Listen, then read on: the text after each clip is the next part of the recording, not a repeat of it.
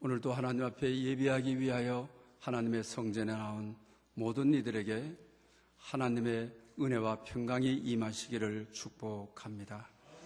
행복한 말씀 묵상 학교라고 하는 책에 이런 내용을 소개하고 있습니다. 미국의 어느 대도시에서 고등학교를 졸업한 18세의 소년에 대한 이야기입니다. 그는 알코올 중독이고 약물 중독을 앓고 있습니다. 그래서 대학을 갈 수 없게 되었습니다. 주립 정신병원에 입원을 합니다. 그리고 담당 의사도 증세가 매우 심각하다고 하는 것입니다. 그리고 몇 날이 되어서 병원 주위에 있던 여전도의 회원들이 찾아와서 자기 자신들은 병원 환자들에게 성경을 읽어주는 사역을 하고 있습니다. 병원에서 허락하시면 어느 분이든지 하루에 1시간씩 와서 성경을 읽어드리겠습니다라고 했습니다. 그래서 의사 선생님은 원장님께 이야기했더니만은 거절을 당하였습니다. 그러나 18세 된 이 소년의 주치의는 개종을 의도적으로 유도하지 않는 한 성경 읽는 것을 허락하겠다. 그래서 허락을 받게 된 것입니다. 매일 1시간 와서 성경을 읽습니다. 벽에 대고 읽는 것이죠. 읽을 때마다 침대 기슬에 얼굴을 밟고 쪽으로 앉아 있는 것입니다. 다음 날도 찾아와서 읽어주지만 미동이 없는 것입니다. 그런데 3개월이 가까이 되었습니다. 그때는 고개를 끄덕끄덕 하기도 합니다. 귀를 기울여서 듣기도 하는 것입니다. 질문을 던져오기도 하는 것입니다. 그럴 때마다 이 성경을 읽어주는 여전도의 집사님은 하나님의 말씀은 활력이 있다. 간절과 골수를 찔러 쪼개기까지 한다. 오히려 성경을 읽어줄 때 비아냥하고 몸을 돌려버리는 그 순간도 인내하고 기도하면서 읽어주었습니다. 6개월이 되었을 때는 정신병이 완전히 치유가 되고 퇴원을 하게 되는 것입니다. 그리고 대학을 입학하게 됩니다. 또 대학가의 우울증으로 벤치에 앉아있는 학생들을 만날 때마다 가까이 가서 내가 당신을 위해서 성경을 읽어드릴 수 있겠습니까? 라고 자기가 경험했던 내용을 소개합니다. 저희들이 금년으로 성경 통독 운동을 9년째 하고 있습니다. 우리 교회 성경 통독 사역에서도 이런 놀라운 역사들이 치유받게 하소서, 치유하게 하소서, 이런 역사가 일어날 줄을 믿습니다. 또 어느 분은 그렇게 간증하기도 했습니다. 자기 자신은 지금까지 중독적인 끊지를 못했는데 새벽 기도에 와서 성경을 목소리 내어서 크게 읽을 때에 목사님, 이 중독이 없어졌습니다. 이렇게 간증하는 분도 있습니다. 할렐루야. 이 사건이 여러분의 사건이 될 수 있기를 바랍니다. 17세기의 30년 종교전쟁은 유럽을 초토화하게 만들어버렸습니다. 그것도 신교와 구교, 캐톨릭교와 또한 신교가 불티나게 싸우게 되어지는 것이죠.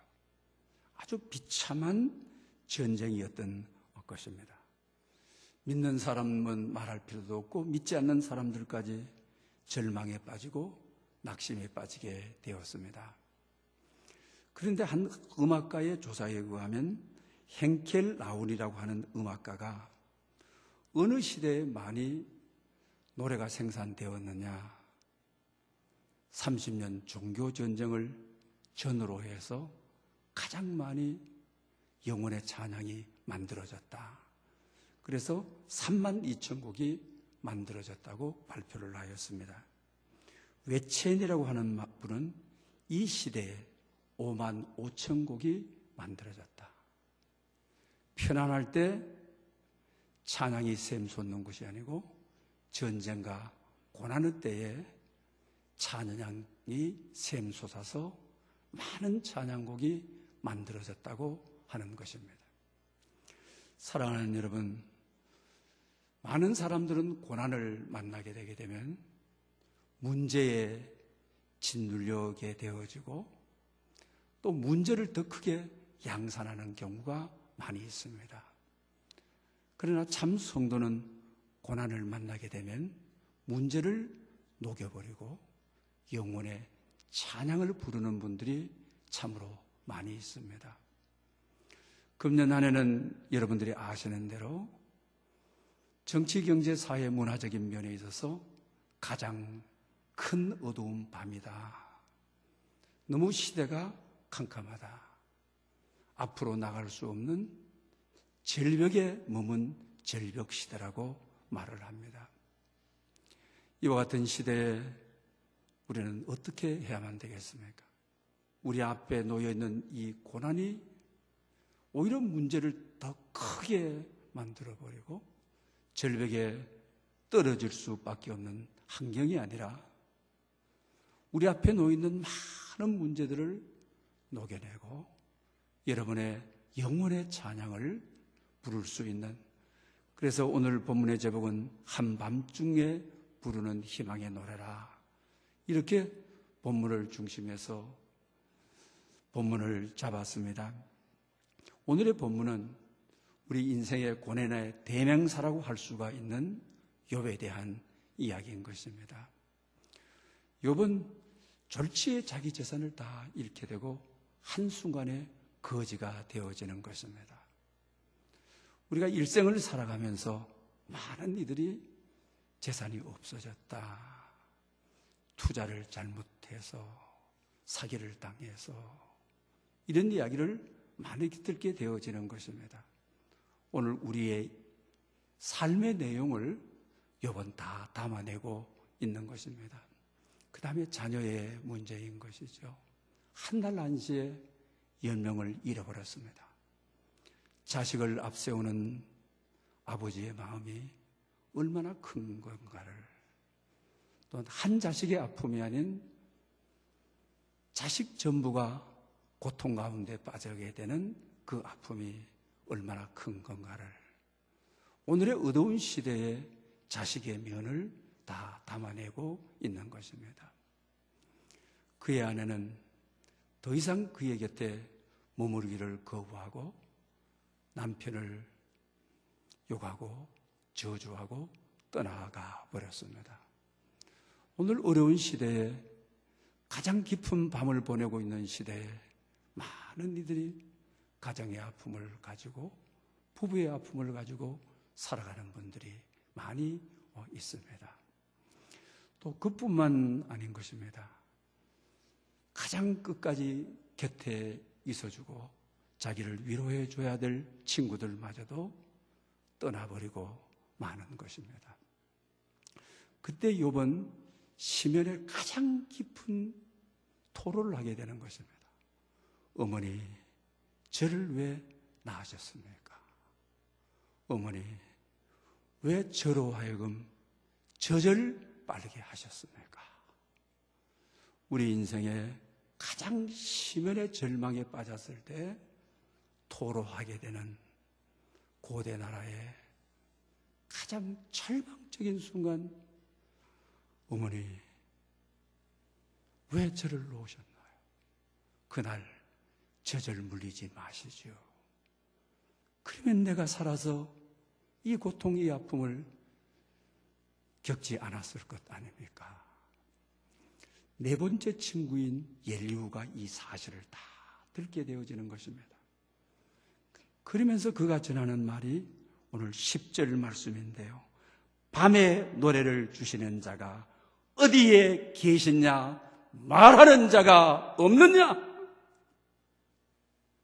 이런 절망을 토할 때, 가장 깊은 고난의 밤을 보내고 있을 때, 밤에 노래를 주시는 그분이 여호와다.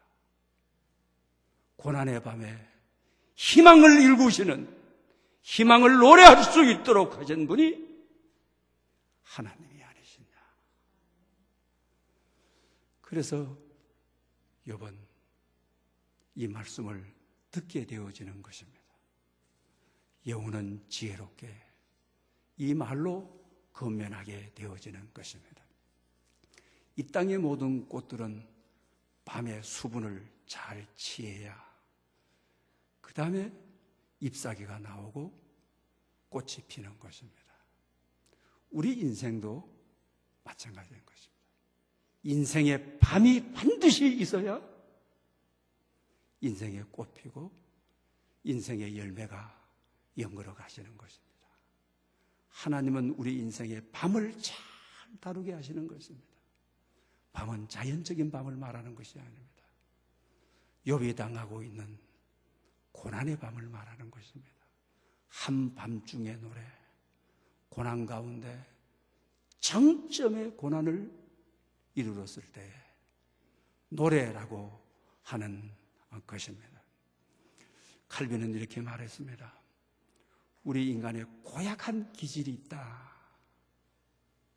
고난이 아니고는 온전해질 수 없는, 거룩해지지 않는, 고난이 아니고서는 나의 나됨을 어찌할 수 없는 고약한 기질이 있다. 그래서 하나님은 때로는 고난의 용광로 속에 우리를 던져 넣어버리는 것입니다. 하나님의 성품을 가지도록 신령한 예배자가 될 수 있도록 영혼의 사모하는 마음을 찾아서 하나님 앞에 다시 나올 수 있도록 고난은 하나님이 주시는 선물인 것입니다. 엘리후가 그렇게 욥이 시면의 탄식을 할 때에 노래를 주시는, 노래를 만드시는, 고난의 한밤중에 노래하게 하시는 하나님을 왜 말하지 않느냐, 왜 하나님을 찾지 않느냐 하는 것입니다. 오늘같이 어려운 시대에 여러분의 고난이 여러분의 인생을 유익하게 하고 여러분의 인생을 아름답게 하고 또 이 고난이 여러분의 인생의 열매를 충만하게 맺어가게 하시는 역사가 있으기를 축원합니다. 날마다 천국을 향하여 이 저자가 히말리아 고원지대에 양예를 매매할 때 특이한 기준 풍습에 대해서 소개하고 있는데 아주 재미가 있습니다. 양을 사는 사람하고 파는 사람들이 팔레스타인 지방에 가게 되게 되면 양을 산빛 아래 세워둔다는 거죠. 그런데 양의 키가 크다고 해서 고가를 준다든지 살을 졌다고 해서 고가의 금액을 때린다든지 그 다음에 또 양이 어떤 덩치가 있을 때 우리가 가격을 매기는 그런 가격으로 그들은 매기지 않는다고 하는 것이죠. 양을 갖다가 비탈에 둡니다. 그러면 이 양이 비탈 위로 올라서 산 허리를 통하여 거기는 풀이 있는 대로 간다는 거죠. 이 양은 크기와 관계없이, 덩치와 관계없이, 살이 졌느냐 안 졌느냐와 관계없이 고가의 금액을 받을 수 있다는 것이죠. 그리고 산 비탈에 뒀는데 위로 올라가는 것이 힘이 되니까 아래로 그냥 미끄러져 내려와 버리는 양들이 있다는 것이죠. 그 양들은 험곡에 이룰 수밖에 없다는 것이죠. 험곡은 풀이 없는 곳이죠. 죽음의 험곡으로 갈 수밖에 없다고 하는 것입니다. 양의 가격이 어떻게 결정되느냐?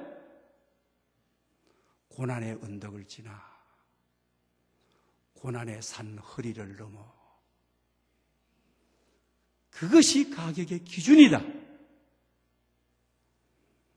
그러니 칼빈이 말하는 대로 우리 인생은 고난이 없으면 그 기질을 곤칠 수가 없는 것이죠. 고난이 있어야 주님의 뜻에 맞는, 주님의 선한 손에 이끌리는 기질을 가질 수 있다라고 하는 것입니다. 그러나 대부분 우리가 신앙생활 초기에 할 때 고난을 다루지 못해서 중지하는 경우가 많이 있지요. 여러분, 우리가 믿는다고 하는 것은 내가 원하는 것을 얻기 위해서 아닌 것입니다. 내가 믿는다고 한다는 것은 하나님께 순종하기 위해서인 것입니다. 내가 믿는다고 하는 것은 주님을 따르는 것입니다. 여러분은 어떻습니까? 이 고난이 아니면 신앙생활을 내가 원하는 것 얻는 것, 내가 소망하는 것 채워지는 것으로, 그러나 이렇게 평생을 믿어봐도 거기는 의미가 없습니다. 영생이 없습니다. 영원한 천국이 보장되어 있지를 않는 것입니다. 믿는다고 하는 것은 순종하는 것입니다. 주님께 그냥 따르는 것입니다. 이것이 바로 고난을 통해서 가능해지어지는 것이죠. 그래서 초기 신자들 가운데 교회 첫날 나왔는데 아이가 입원을 했다. 그러면 내게 채워지는 것이 없잖아요. 아이가 입원했으니까 마이너스잖아요. 그래서 교회 안 나가는 것이죠.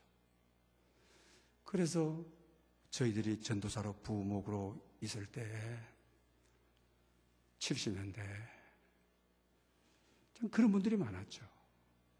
그런 분들을 어떻게 하여 주님을 따르도록, 주님의 말씀에 순종하도록 이 고난의 언덕을 넘어 이 고난의 문제를 어떻게 해결해서 그리스도가 되게 하느냐라고 하는 것이 그 당시 전도 사역을 하는 이들의 과제였던 것이죠.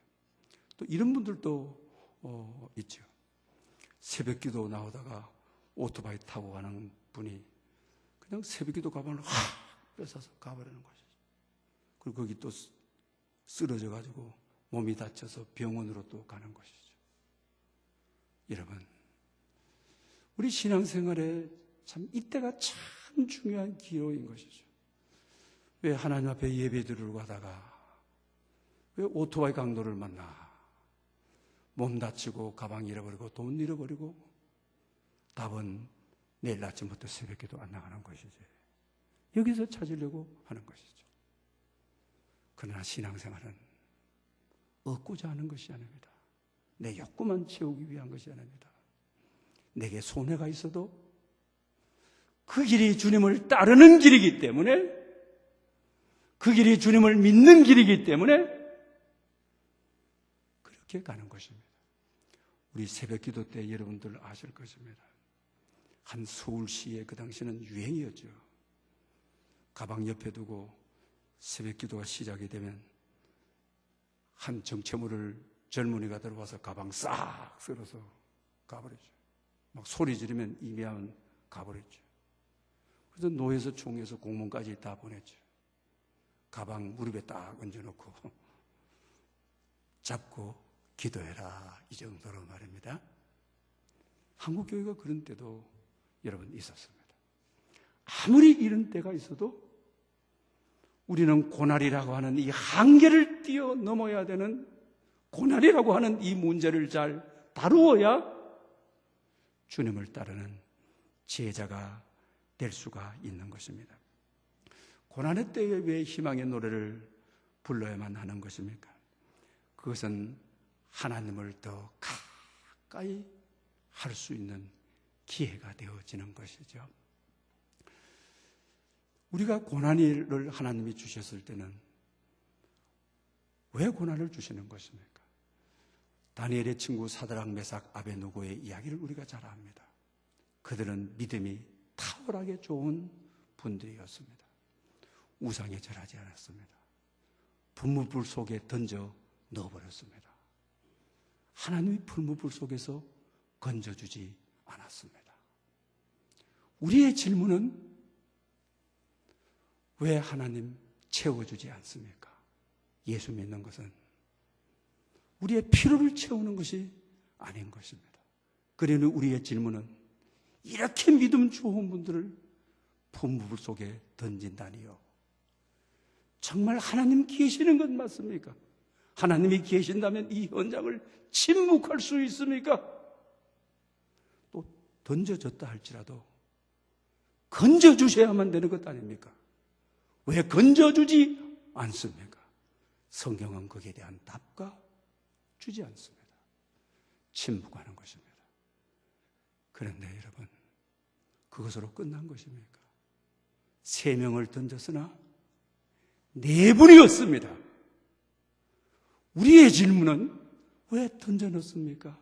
왜 건져주지 않습니까? 하지만 하나님의 답은 머리털 하나도 헤함이 없이 내가 그 가운데 분부불 속에 내가 그 가운데 함께 있어. 나의 목적은 불무불 속에 너와 동행하는 그것이 나의 목적이다. 임마누엘, 내가 너와 함께하는 고난 속에 불무불 속에 건져주지는 않았지만 함께 내가 너와 함께 있을 때 내가 너와 동행할 때에 왜 고난이 희망의 노래가 되어야 되느냐? 고난 속에 우리가 동행하기 때문입니다. 고난 속에 함께하기 때문인 것입니다. 우리의 질문은 늘 항상 삐딱합니다. 왜 건져주지 않습니까? 그러나 하나님께서 때로 우리를 불물 속에 던져 넣는 경우가, 불 가운데로 잡아 넣는 경우가 얼마나 많습니까? 우리에게 보이는 기적이 안 보여도, 우리에게 보이는 신비는 없어도 내가 당하는 고통의 불 속에 머리털 하나도 해함이 없이 상함이 없이 내가 여기 있어. 내가 너와 동행하고 있어. 임마누엘, 내가 너와 함께 있어. 고난은 우리가 요구하는 대로 채워주는 것이 아니라 하나님의 동행을 알아서 희망의 노래를 일구어 가도록, 희망의 노래를 만들어 가도록 오늘 본문의 요처럼 하나님은 그렇게 역사하시기를 원합니다. 그리고 왜 고난을 주시느냐? 상처 입은 치유자. 저는 한때 헨리 나우엔을 너무 좋아해서 헨리 나우엔의 초기 작품부터 다 소유를 했습니다. 너무 이분에 대한 작품에 대한 욕심이 많아서 여기저기서 흩어져 있는 거 다 골랐습니다. 나중에는 다 포기했습니다. 왜? 돈 벌려고 같은 책을 쪼개가지고 1편만 인쇄해서 내보내고 4편만 인쇄해서 내보내고, 원래 헨리 나우는 아주 영혼이 순수한 그런 분이었습니다. 성공의 신부인데요. 대부분 성경회라 그러면 우리가 구교로 보잖아요. 그래서 성경회는 우리 기독교 연합과 함께 가는 우리 개신교에 속하고 연합활동도 같이 하죠. 그 교회 조직은 저희들하고 똑같은데 이름은 신부라고 그들은 부르게 되어지는 것입니다. 이 책을 보게 되면 예수님을 소개하고 해석하는 방법이 아주 특이하고 또 잔잔한 감동을 주고 또 전통적인 해석 방법이 아닌 오늘의 시대의 신비한, 원래 이분은 신학자거나 그런 분이 아니었던 것이죠. 종교 심리학자였던 것이죠. 그래서 오늘 젊은이들의 마음을 만져주고 일으켜주는 일들을 많이 하게 되어지는 것입니다. 그래서 이분을, 예수님을 상처 입은 분이라고 명명을 합니다. 그렇죠? 고향을 찾아갔을 때는 고양이 자기를 거절하더라고요. 그리고 하나님께 대해서는 엘리 엘리 라마 사박다리, 하나님 하나님 나를 어찌하여 버리시나이까. 하나님께 버림받은 상처 입은 자. 그 시대의 지도자들은 묵기를 탐하는 자, 포도주를 좋아하는 자, 죄인의 친구, 아주 모멸적인 언어들이죠. 묵기를 탐하는 자는 공동번역에 보면 식충이라고 했죠. 저 식충이 예수. 얼마나 상처, 그 시대의 지도자들에게. 십자가로 가실 때는 채찍에 맞아서 살점이 떨어져 가는 상처 입은 자죠. 십자가에 매달려서는 창에 찔려서 몸이 한 군데도 성함이 없는 상처 입은 자들이죠.